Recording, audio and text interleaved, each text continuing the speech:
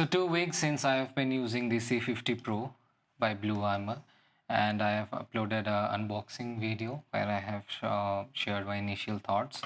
I had a lot of feedback from you folks, both good and very critical ones. And thank you so much, first of all, for engaging in that video. I missed out a few important things in that video, which is what I'm gonna explain here or try to address. There is also an update from Bluarmour that is something that we are all waiting for. Every C50 user who had pre-ordered the device was waiting for.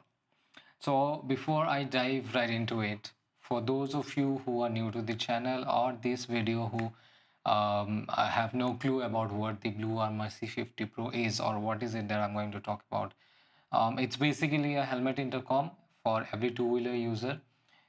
If you are somebody who owns a two-wheeler and have to take or listen to music, or you go on group rides, intercom is a must-have, not necessarily the one that I'm talking about. There are many options out there, both premium and affordable ones. In India, there has been a lot of cases where people have been on the phone and they have met accidents, and it's just disheartening. So if you are somebody who owns a bike or a scooter, please do consider getting in Bluetooth intercom. So now diving into the product that I'm going to talk about today. I have the setup done on my helmet here. You can see the unit sits on the back magnetically, and then the speakers are on either sides. The microphone goes here. This is a very simple setup. There is a 3-button magnetic thing that attaches on the side of the helmet. Very useful. I'm going to talk about each of these eventually. And here I have the T-stick. I also have the charging adapter. These three things are what I'm using on a daily basis as I use the device. And there are a few other accessories that have been shipped with this product. Some of them are spare parts, some of them are are different ways to just use it. So that is there. Talking about the device itself, so it looks really good. It sits on the back really neatly. If you see from the side, there is no interference with the weight here. I feel very comfortable wearing this through my office commute, through the traffic. It doesn't bother me at all. And I have also used the wire organizer or wire protector thing. Initially I did not install it, but eventually figured that the wire stays better in place and also is good in case the helmet is resting on the desk or somewhere. The first thing, when you take it out, this is the device. I'll keep the helmet aside for a while. So this is exactly how it comes out of the box. You have a magnetic charger here, and this is all. The T-stick comes separate. Now, in the first glance, I had a very tough time to figure out how to charge this thing, and a lot of you had similar comments about it. So here's how to charge it, and this took me a while to figure out. Okay, I just couldn't figure it out, as fast. So this thing is the charging port. It looks like it's part of the device, and it's very snugly fit. And initially, I was very skeptic about trying to force open it because I thought I might just break it. But on trying a little bit, it did come out, and it revealed the Type-C port, which is actually used for charging. You can see the Type-C port here, and this is the magnetic adapter. So the way you charge it is simply plug in your Type-C cable, and a blinking green means it's charging. A stable green means it's fully charged. There is one way to charge this device. The other way is to use this adapter. Now this is a magnetic adapter, and it took me a while to figure out even this on how to use it exactly. So the way the setup came initially was this thing was inside here, and then I had this adapter, which I knew that I had to use somewhere, but where exactly I had no clue. So I tried plugging in the Type-C cable here, but then I was unable to charge it. It doesn't go in. So what do? I happen to just accidentally leave it inside one of my charging bricks, and it just came off like that. There you go. So if you carefully see, this adapter, this charging adapter is a two-piece part, and this part is actually a spare for the magnetic adapter that sits on the unit. Very well thought, but it took me a while to figure it out. Now, the way you use this adapter is you plug in your Type C cable and just bring it close, it magnetically attaches. There you go. So this is very helpful in case you don't want to take out this port again and again.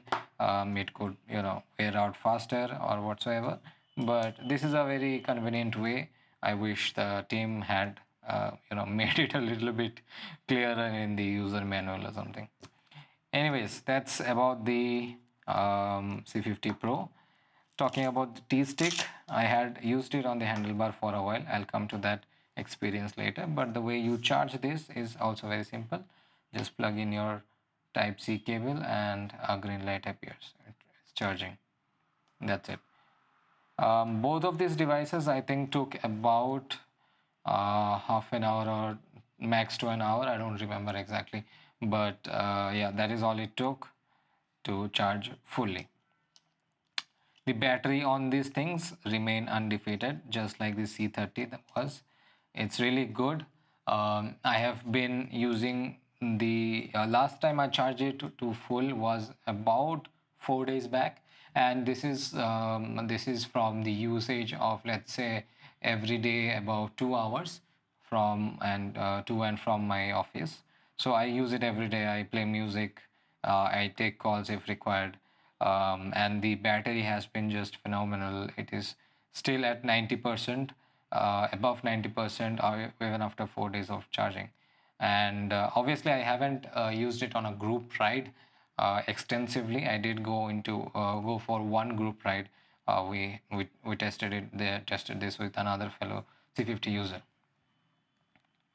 Anyways, now this thing goes back on the helmet. You bring it close to the dock and it just attaches. And then you have the blue lights appearing, and the speakers say out the battery percentage. So by default, as soon as you turn it on, it goes into pairing mode. But that is also where one of the problems was. There was no app to pair it with initially. Now, after a while, Bluarmour did send an email with the link to the app for all Android users. iOS users already had the app update available on their app store, but it is still not available while recording this video in the Google Play Store for Android users. So that will be out soon. However, they have released a beta application for the owners who have purchased a C50. So before we dive into the app, there is something that I want to talk about, something that I was really looking forward to, right? The magnetic dock comes with these lights, and these lights are called, Bluarmour is calling them Ride Aura. These lights blink. You can configure them. You can set them into various modes.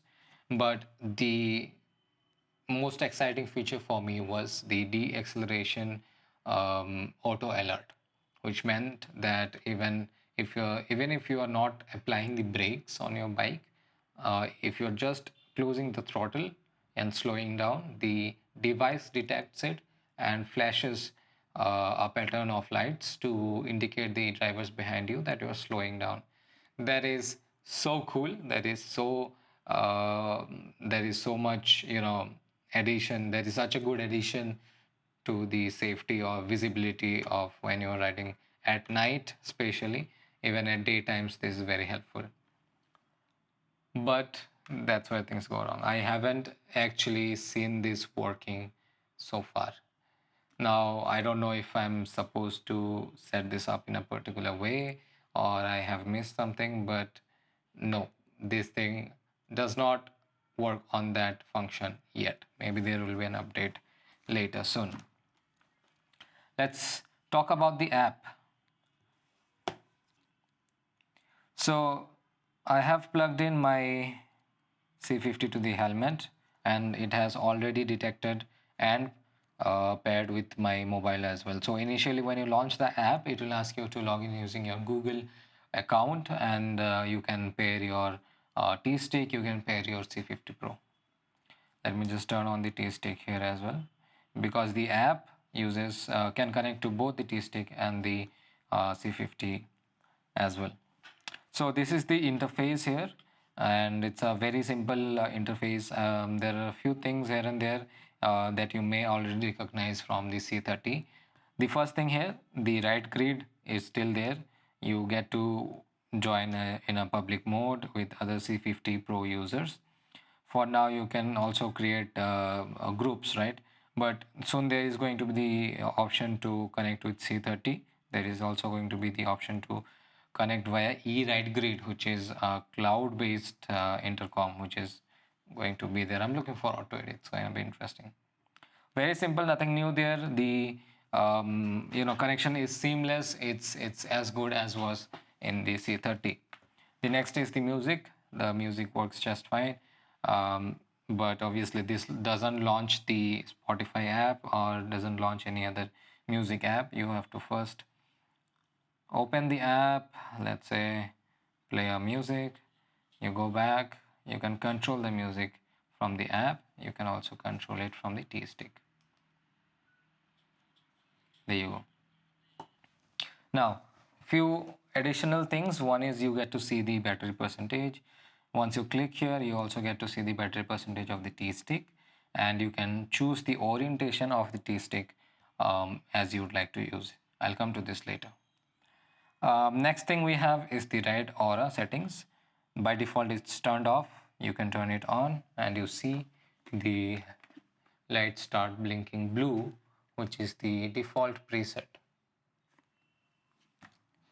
So we can go deeper into this and choose from the four default presets that we have: yellow, green and white. These are not only just lights but also the pattern of lights, the fast or slow or indifferent. You can edit those and save those as a new preset as well. There's also the hazard mode, which is what I usually use because that's I think just my preference. The light blinks twice here, indicating that there's some hazard, but I think this is just helpful in terms of visibility. This is also, you can switch it off and go back. I'll keep it off for now. Then we have the volume controls and the assistant button. I haven't used the assistant button because I don't usually use that, but let's dive deeper into the audio settings here. The first thing that you see here is something called the audio weave. The audio weave is a technology by Bluarmour that seamlessly works between different sources of audio. Let's say you are having two devices connected, or let's say you are having two apps also. Maybe one could be your music app, another could be your Google Maps. So you get to choose from the 7 presets the volume of the sources and how you would like to have that experience. Let's talk about the volumes there. So we have about 4 to 5 different type of volumes that we can set here. First is your primary music, you know what that does. The voice, you know what that does as well. Now the intercom music is something new. You can, if you're playing music in intercom while you are connected to other C50 Pro users, and you want to control how loud or how silent that music is, you get to do that from here. Intercom voice, this is something you want to have left at this range. I found it to be audible here, and anything below like the medium is a little less audible, so I usually leave it there. Now the system tones is also when you are interacting with the T-Stick or the buttons here. It's just a feedback and the tones that you can set the volume of. The voice prompts are for if you are using the assistant. So that's about the app interface by default. Also, if you go to the settings, you get to see the device itself, the battery percentage, the connections that it has. You have two options to connect two devices. One could be your mobile, another could be your action cam, or both could be your mobiles. You could connect if you have a Insta360 or a camera which connects to a Bluetooth mic, then you can add that here as a secondary device. And then you have something called the crash detection. This is not yet available, so I'm yet to figure it out and see how it works. The ride aura we have already seen. The audio controls is also what we have seen. So let's go back and talk about the T-stick interface here. So by default, the T-stick is in the up orientation. You have the other right, down and left orientations which you can set. However, this is where the app starts to show its bugs. The right, down and left does not allow you to play or pause the music. It does take the command. I can hear the beep, but there is a bug, it doesn't work, so I have to keep it in the up position for now. Then you have the right grid, which has the option to view your own presets, but the app crashes when I try to edit that. So you go back, wait a while.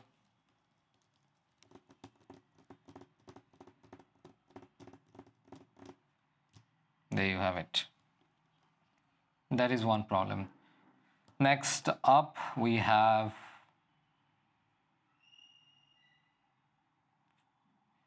nothing much. So those are a few bugs that I have encountered while using this. I think it can be a little better. That's all about the app. Actually, I have the latest version by the team.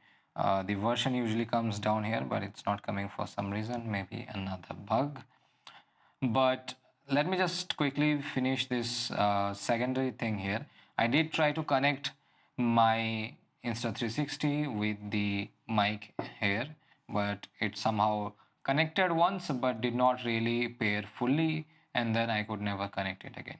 I tried to remove it, reset and do it, but it did not happen again. Maybe a bug, could be an issue. Maybe the team will solve it in the later update. Okay, I just want to quickly talk about the T-stick here. This is a very innovative idea of not having the rider move their hands to be able to control the system.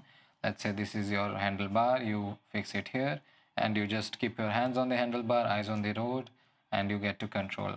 But that is also where maybe it could have been given more thoughts, right? So the T-stick comes with the joystick, and that is not the best thing to have when you're riding on a bike, because this is small and it's easy to fiddle around. Like you're trying to raise the volume, you end up pausing the music. You're trying to connect to your intercom network, you end up exiting it. Something or the other happens, because you need to be very careful with this joystick. So instead of the joystick, if these were buttons, I would have appreciated so much.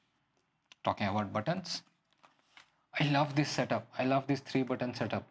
The buttons are big enough to fill even with the gloves on, and the feedback is really good. While pressing, you understand if you have pressed a button, not only from the voice beep here, but also from the feedback from the button. That is really good. And for my usage, I have preferred to use the buttons more than the joystick. So that is one feedback. I hope the joystick can be improved by the team. Maybe we'll see a better design next time. Now, after the joystick, the setup of this is thoughtful, but again, so here is your handlebar, right? My hands, I don't know the length of breadth of my hand, but this is how big it is. I am able to cover the entire handlebar here. Then I have the joystick setup. It doesn't allow me to access the horn or the indicators or the other controls I have. So this introduces this extra space, which makes it difficult to use the other on bike buttons, right? So I do not really prefer it to have on either the left handlebar or the right handlebar. I have prefer to have it somewhere else on the handlebar itself, but they have not provided a spacer. So if you have a spacer, only then you can fit it somewhere else. Other than that, it comes with Velcro, which can sit on the tank guard or something else that can go vertically like this, like that. But again, I think since C50 Bluarmour is going magnetic in a lot of these spaces, you have the magnetic here, you have magnetic in the dog. Maybe this could have also been magnetic, right? Because the handlebar is made out of steel, iron. I think this would just snap, and that could be a better design. Nevertheless, I think this is a good innovation. It can be better. That being said, the good parts about the C50 so far that I have felt is the audio quality. The audio quality is just good, much better than the C30. Even if you are setting the music volume on your phone to the max and then adjusting it from the T stick or the buttons here, you do not really have to have a very high volume to be able to listen to the music clearly. In fact, I also felt a lot of bass with just like 60% of the volume. I love that. The audio quality is really good. The mic quality stays just the same, very good as the C30. I had no issues connecting up to about 1.5, 1.4 kilometers with another C50 rider. We were able to hear each other easily, and it just connects back immediately if you go out of range and then come back to range again.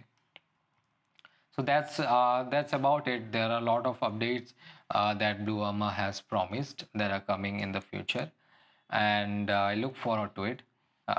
This unit that I have used is the Trailblazer unit.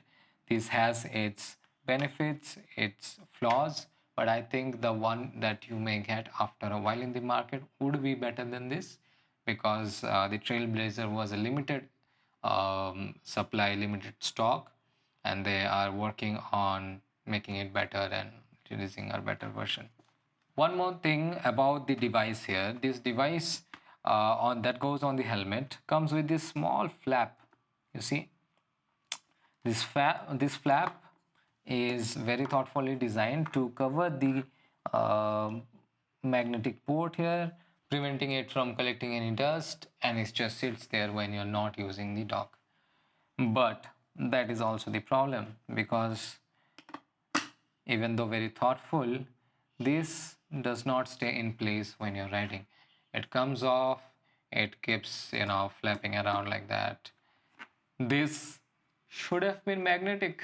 Alright folks, thank you so much for watching this video. I hope I could match up to your expectations from the past video. You have complained about the quality, you have complained about the way I made the video.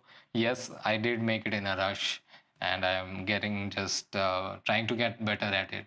So if this video helped set up your C50 Pro, or if you have even learned something new about this helmet intercom space, then please drop a like, consider subscribing to the channel, and share it with your fellow riders.